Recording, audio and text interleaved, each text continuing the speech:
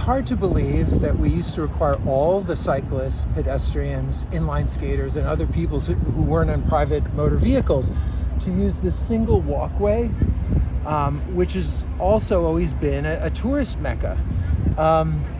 It created all kinds of conflicts, acrimony, injuries, cyclists blowing the whistle, make way, pedestrians getting angry or elbowing them, or just having bags hanging out that caught the cyclist's handlebars and sent them to ground. I had a friend of mine who got injured in that manner.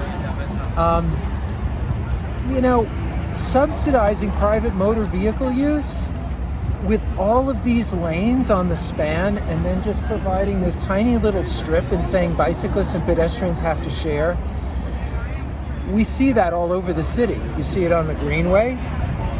You see it in a variety of settings, and where pedestrians spill off of the sidewalk into the bike lane around Penn Station, around Port Authority. And it's what I call, being forced to fight over crumbs. Pedestrians and cyclists come to view each other as enemies because they're stuck in this overcrowded, dangerous, stressful cattle chute created when we take all the lion's share of the space and give it over to private motorists in the city.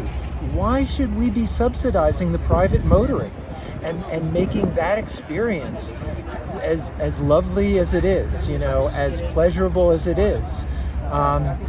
Motorists will differ. They'll say, there's too much traffic in the city. But let me tell you something. You're sitting there on your ass in your car.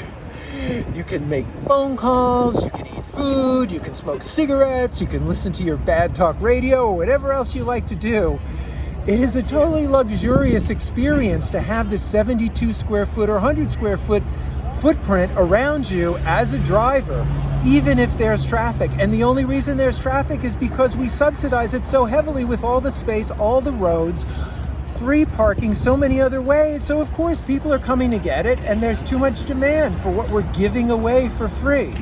So balanced transportation design, giving room for all the tourists who come and spend money here in New York City, want to see the sights, giving Brooklyn Bridge a breather. It's a 19th century structure. It can't handle all of these heavy vehicles, especially the large SUVs that people are driving over illegally now. There's a 6,000 gross weight limit here that's never enforced.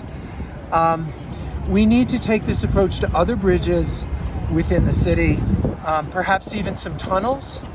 We need to do it in the bike lanes that are experiencing pressure from pedestrians who are crowded on the sidewalk, and everywhere else, pedestrians and cyclists and others who aren't driving around in private motor vehicles are being forced to fight over crumbs.